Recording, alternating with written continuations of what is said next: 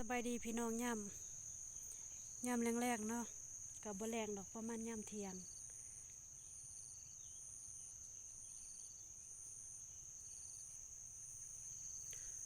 ฝ่าลังพ้นเสาตกเลยพากันมาให้กับบ่เรือยังดอก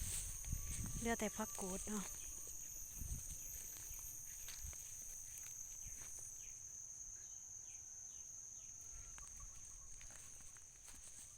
มาเบิ่งกระเพาะที่ว่าปลูกไม้ได้มื้อนี้ที่4 กับ 4 มื้อเนาะ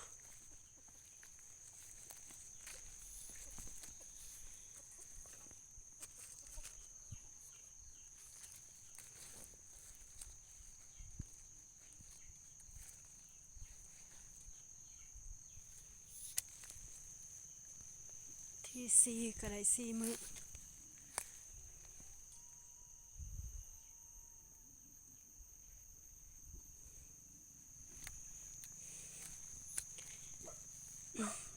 วันที่1 เดือน 7เขาปลูกเนาะปี2026มื้อนี้วันที่4 เดือน 7 2026กำลังได้4 มื้อนี่แม่นเราเริ่มต้นจากศูนย์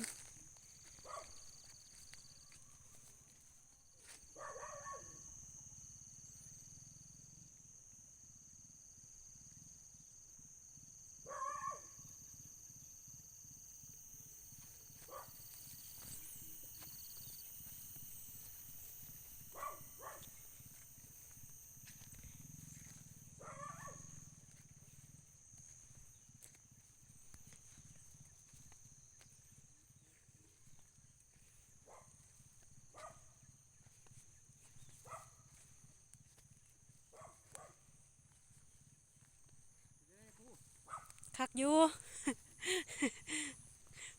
เปรี้ยวปลูกใส่พ้นมันกะนี่เลยไม่ซื่นละเด้อืม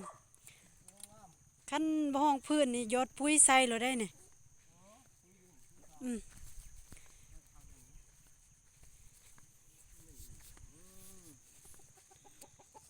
ปจักไก่เคียโตตามแคมก็ได้โอ้ย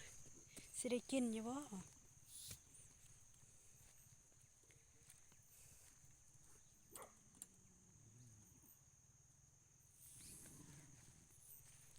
ขี้ไก่กองไว้อยู่เทิงคือสิไล่หมดแหละ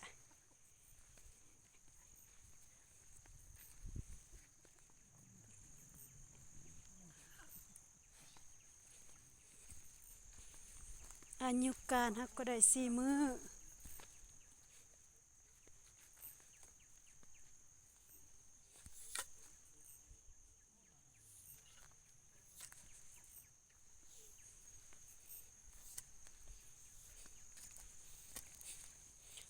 ว้าย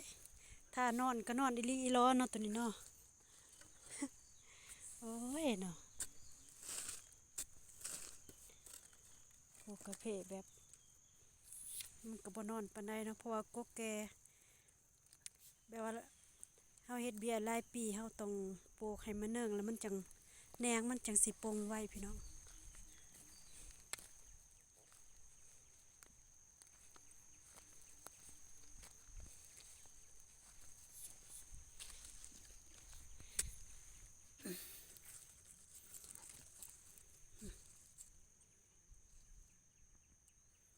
อายุการนะก็ได้4 มื้อเอาลงดิน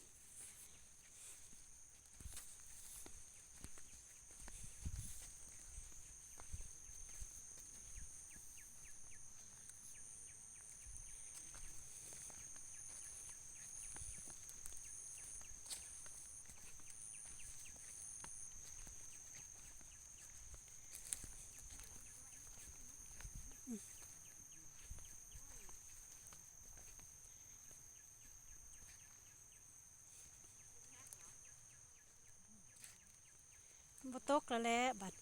พาน้ำห้วยเจียดหลายน่ะเนาะเสียงดัง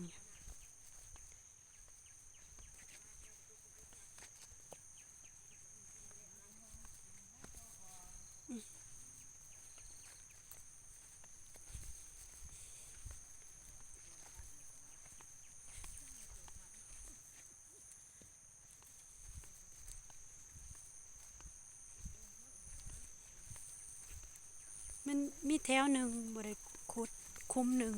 คือใส่นะกองขี้ไก่ไว้อยู่ดอกคือสิไปหมดแหละ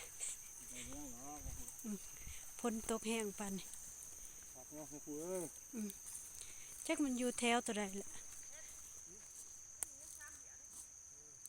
โอ้นี่เด้นี่เด้นี่ขุดได้อยู่ดอกนี่แต่เอาเบียไว้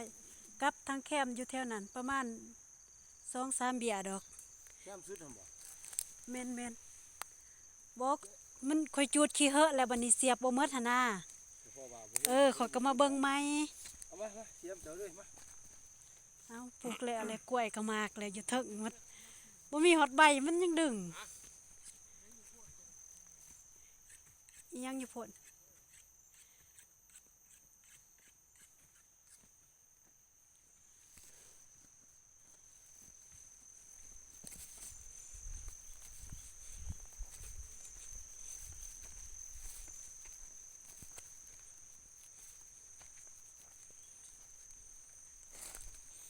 โอ้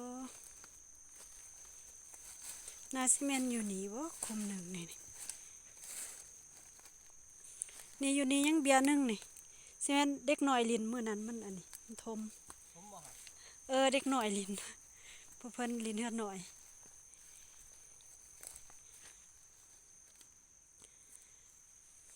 บ่ตกกันแล้วมื้ออื่นมื้อสุดท้ายแหละคันได้ปลูกหมดนี่ก็คักโลดแล่นมาตอนแดดก็แดดแท้แดดว่าบ่ตกก็ตกอีหลีจนอันนี้บ่ได้เนาะวันมันตกก็ตกหลายโพดคันว่าแดดก็จมตกก็จมที่สี่ว่าฮอดมื้ออื่น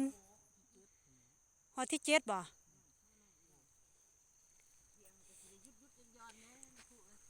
ก็แม่นเบิ่งคันว่ามันเพิ่นวางตอนแรงจังซี่เฮาก็มาเฮ็ดตอนแรงเอา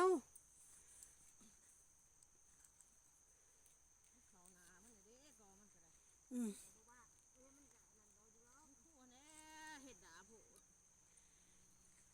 ก็แม่นนั่นแหละปีหน้าคันมีแล้วสิเฮ็ดไว้มีบ่หม้องว่างทางแต่เดือน2โอ้สิมีปัญญาเอาอยู่บ่ก็สิยังตั้งแต่3เมตรหาอันแล้วเบื้องนั้นนอกครัวหั่นสิไปแทกไว้แล้วก็ปลูกซ่าไว้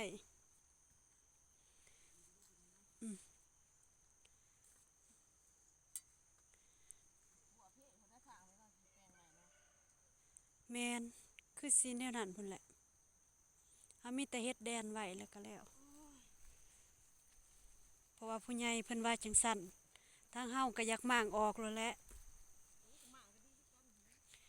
ก็ดีเจ้าของว่าสิให้เงินหักผู้ใหญ่ก็ว่าบ่มางเฮาก็บ่จักสิว่าก็ย่างตามเขาเออบ่ขายดอกแนวหมู่บ่อยากขายเขาหมู่ขายซ้ำเฮาขอนี่นะมันกระเทินยังบ่อนละ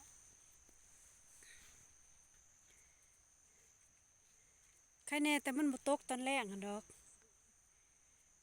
ตกก็เมื่อเฮาก็อาบน้ำเลยใครแน่แห้งน้ำลายอยู่โอ้คนลงไปหากินผู้ค่อยมาอันกับผู้เมื่อผู้ไปอยู่เขาฝนตกจังซี่เขาก็อยู่ห้วยอยู่ห้องหั่นแหละ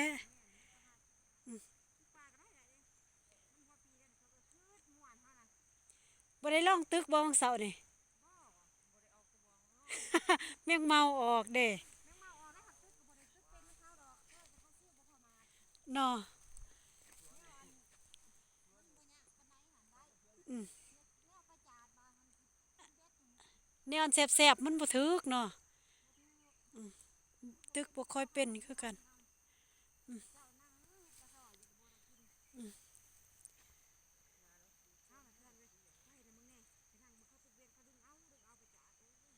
ก็เขาก็เอาลงห้วยคือกันเฮาก็เอาลงมันจะได้จังบ่กินเบ็ดเฮา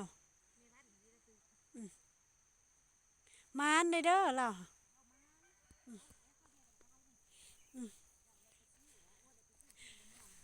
ได้ปลาซิวก็ยังดีแหละนะเออได้10 20โตนี่ก็พอได้ป่นแหละอ้าวผู้ใดหัวหน้ามาแล้วได้ว่าจมเราจักไปไสแต่เช้า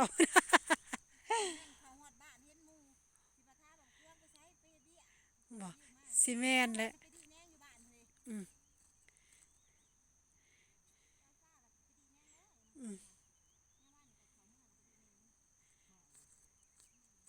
มาเลยเด้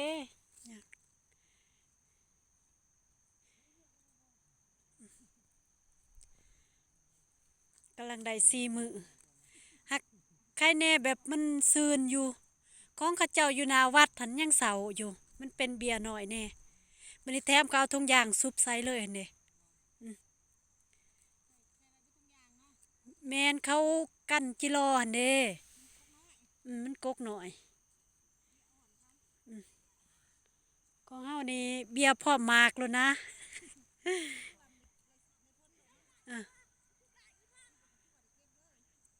คันเฮาเอาได้หั่น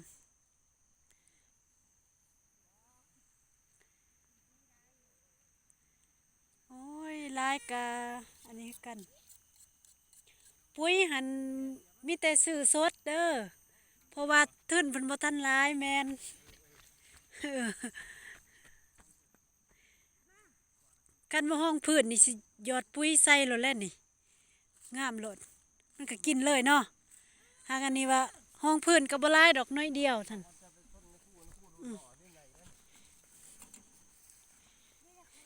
ไปนั่งท่าอยู่โฮมที่จะน้อยพ้นตกนะหั่นเป็นหวัดไปบัดมื้อใดแดดจังซอยคนดุเด้จะไปประเมินมึงเด้อเป็นจังได๋ตัวมันสิบ่พอนะยังหลายบ่เบียยังรอปลายพอดีเฮาใส่หมดจังน้อยก็สินับคุมดอกมื้ออื่นก็เอามาใหม่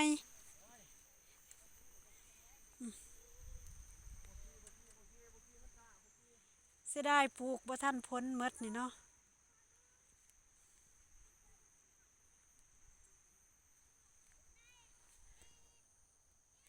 คันมื้ออื่นคันว่ามันหยุดตอนแล้งก็พอได้ขุดอยู่ดอกมื้ออื่นย้านแต่มันบ่หยุดติ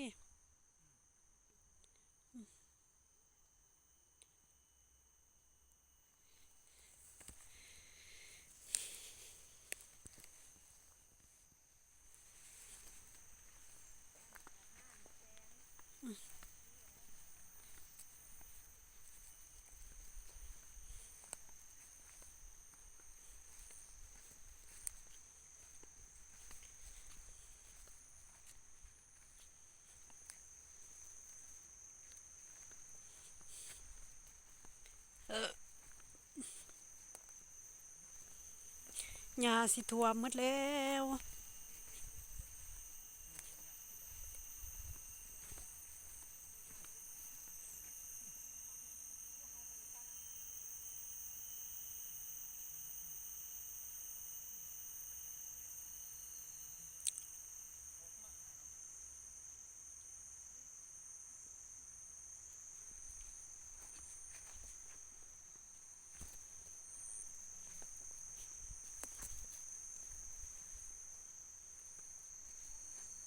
ยังรอปลาย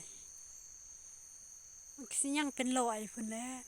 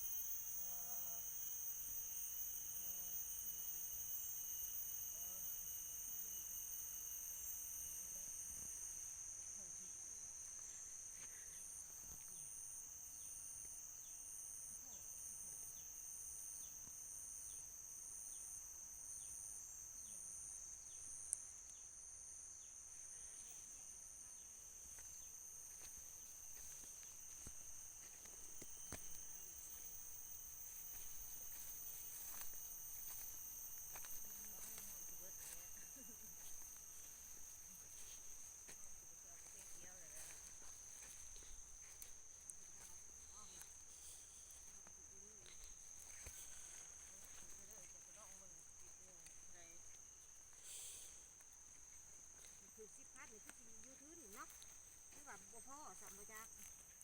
เล่าอันคักๆแน่ อิหยังสิพัด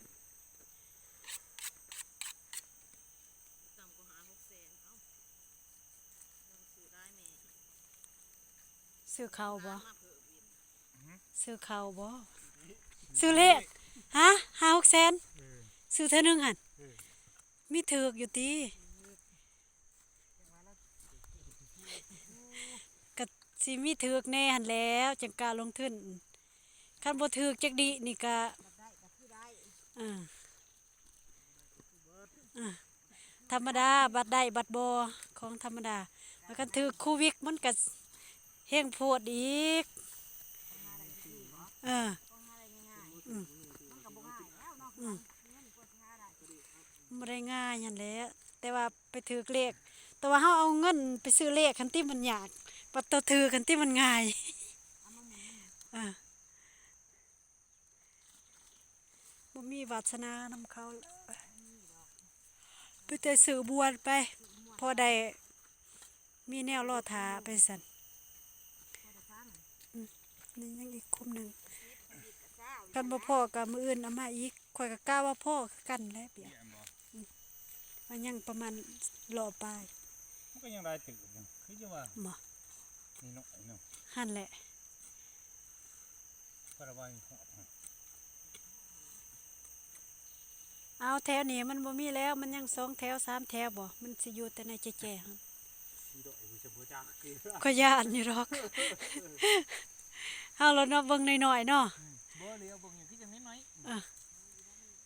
มันมันหักกระเพาะน้อยเนาะบ่คือกระเพาะกลางหั่นนะปลูกหั่น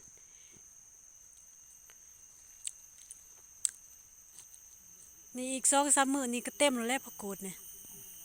บ่2-3มื้อแล้วตัวครับนี่ มันใหญ่กว่านี้สิได้มาซับน้ำแล้วคัน เจ้าบ่ผ่าน้ำเอาไม้ผ่านนั่นตุ้มผ่านมันหักลง เนาะคันสิเอาจกนี่มันสิปงไว้เนาะ ตีเอาทุกๆดกมันหักนั่นตุ้มนี่ ยาก็หาแต่เวียกให้เจ้าของบ่อยู่ซื่อๆเนาะ มันบ่มีหยังก็บ่งั้นนะ เฮาก็สิบ่มีเวียกเฮ็ดติเนาะโอ้ยเจ็บท้อง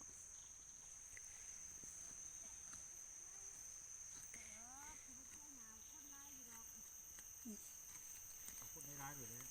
บาดที่สงสารเขามาเสีย บ่คันมันแดดหันอยากให้เสียจกนะ และ มันคือ บาดถูกเขามาเสียเนี่ย อืม เอาอีดี อ่า คุมบาดเขามาเสีย แปลว่าผู้หญิงหลายเด้ บริสูเฮ็ดของตัวเองพวกนั้นเขามา หั่นแหละว่าคือของหมู่เฮาเจ้าคอยก็ซ้ำสิแล้วของตนเองวางเฮาก็ไปจังซี่หั้นนะเขาหันบ่คอยปานใดของเขาเจ้าเองหั่นมันบ่คอยมีล่ะเด้มีอยู่หักก็เฮ็ดข้าวหนึงก็แล้วจังซี่นะเขาเฮ็ดก็ไว้ได้แล้วปุ๊บปั๊บปุ๊บปั๊บปุ๊บปั๊บ เขาลายขุดเขา เขาเฮี้ยงกันเนาะพวก แม่นเขาก็เฮ็ดไว้แน่นแหละจะเบิ่งเขาไปหาเงินก็ไว้เขาว่า3 โมงนี่ตำแจวแหละปุงปังปุงปังโอ้ว่าเฮาบ่ทันได้ตื่นยามเก็บกาแฟหั่นได้จะไปฟังโลดเด้อคันบ่3 โมงจักก็บ่ทันเนาะแต่เช้าจะว่าข่อยลุกแต่เช้าเบิ่งเขามาท่าอยู่ทางเต็มไปจะได้บูม6 โมงอยู่หน้าทางหมดแล้ว6 โมงหั่นป้าสะเมคือว่านมคักแถบบ่หนาวบ่ เด้อสิอยู่น้ำอ่ะ โมยู โต๊ะมันสิอยู่ใช้บ้านเปียก เที่ยงก็คักขนาด จะว่าคันมือได้ออกปักซองยังซื้อสังกะสีมามันบ่ทันได้ไป แต่ใครเตี้ยอยู่2-3 มื้อ4 มื้อ หันนะพอได้แล้วขุดนี่พอได้นี่ปลูกเลยคันบ่แดดคันเป็นจังซี่นะ แต่ว่าตกแต่ตอนเช้าบ่ชั่วโมง1 2ชั่วโมงเฮาก็พอได้มาหั่นน่ะใครแน่เนาะช่วงแรกเนาะอืมอืมพ่อบ่ยังบ่พ่ออีหลีเนาะหมดแล้วบ่เออแสดงว่ามีไฟถูกเนาะ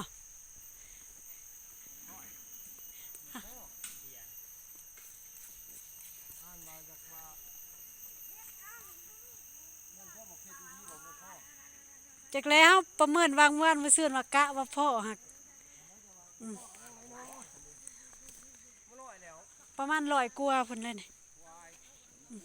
ก็มีแต่มื้ออื่นเอามาไหมบ่ยากดอก เมื่อเอาละในครู ฮะ เมื่อเอานะ โอ้ยอกใจนำทางเด้ อู้มันยังเจ้าก็ว่าเมื่อยอยู่เขาไปแล้วเพื่ออะไรไม่ได้เอาไปได้หรอก ทางก็มื่นวันใดบ่มื่นมองค่อยมอวัดนั่นแหละ นั่นแหละเจ้านั่นแหละอาจจะได้ หั่นแหละวันอื่นยังว่าใครอยู่มองหั่นแหละ โอ้แม่ชอบเสียงที่ แล้วมื้ออื่นก็มาซ้ำแล้วก็ถือเสียมมาเลยจังซี่น่ะบ่คันทางบ่ยากข้อยก็ใครแน่ดอก เอาเบียร์เบียร์เบียร์ ทางยากนี่ติข่อยกะว่าหึ หมอพี่นะห้ามพูดนะ คันว่าฝนตกเลยใครแน่แปลว่าเวลารถมันไปแล้วมันล้างเลยขี้ตมหั่นเด้มันก็บ่มื่นบัดนี้ฝนเช้านี่มาบางนึงยังรถทันใดสำเนามันก็กล้วย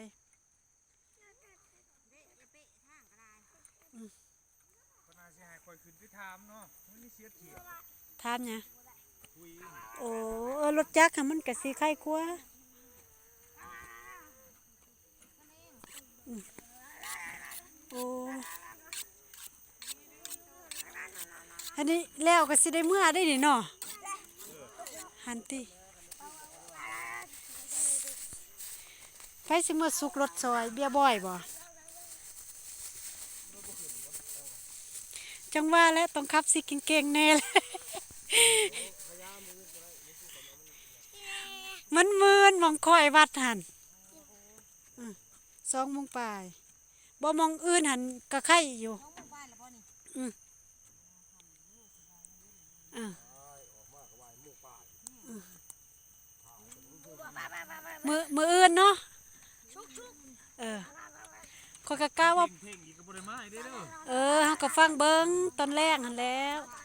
ฟังเบิ่งอาการมัน เพ่งผมก็สิไปห้ามเพียซ่า หัน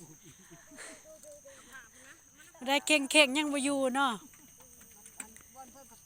เออไปหาแถวใดหะ เดี๋ยวบ่ตาชวนอะไรอีกเด้อ โอ้มีอยู่แถวนั้นสวนเรา บ่70 มันบ่ค่อยได้หาดอกเขามีแต่เก็บหมากแล้วก็มากะเอาแล้วสบายอืม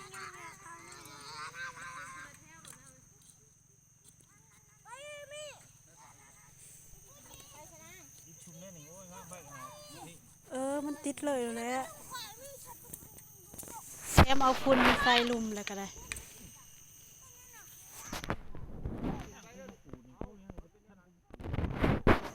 อันนั้นคือแบนก็ยังให้เพิ่นกินแหน่หญ้านี่กินผักกูดบ่กินหญ้ากระบุ้งบ่นี่นะอิหยังกล้วยหันบ่ทันหอดใบมันบ่ทันได้ออกดึงแหละมักแตงก็หมดแต่เสียดายอ่ะ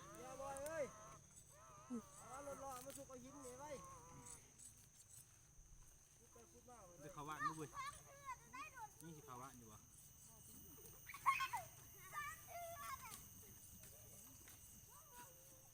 คิดเอาพี่มึงกินมึงให้เขาอยากอายเขา มีอยู่กับเพื่อนมื้อนั้นข่อยลงบัดเมื่อแล้วเอ้าก็บอกว่าท่านได้เอาให้เอามาอยู่กาแฟดำปลอดสารจ้างเข้าขัว ครัวเครื่องไฟฟ้าแม่นให้เขาครัวให้ ทุ่งหนึ่งเท่าไหร่เขาเอา ไล่เป็นโลเขาไล่หั่นคันคนบ่ฮู้จักก็แฮงสิแพงกว่านั้น อันนี้ว่าเฮาฮู้จักกันหั่นนะฮะหาเขาครัวจังว่าถ้ากูดไปครัวให้อืม แล้วขายทุ่งเลย ทงใหญ่ก็ขายตอน90บ่ ว่าทุ่งสามีสามปกติ 50 45เพราะว่าโลนึงเฮามาไล่ว่าเฮาสิได้จักทงจังซี่หั้นนะแล้วซื้อสติกเกอร์ซื้อทงก็หมดลายเลย เฮาก็ไล่ว่าเรือดำ5,000 10,000จังซี่หั้นนะ ก่อนบาทนึงเบิดคนละเครื่องให้บ่ไปละเช้าเขานะ เดี๋ยวมาสิดู เขาก็บ่ได้เอามาเลยเนาะก็สิมื้อสิพอกันอยู่ใส่ มันพอจะได้เขามาบ้านกันยังหวานเขามาบ้านกันกินก็ไปไปเด้อ เท่าเครื่องก็บ่ลักไปเนาะ เราเว้ย มาเห็นกินนะก็ไปดีๆไปเออผม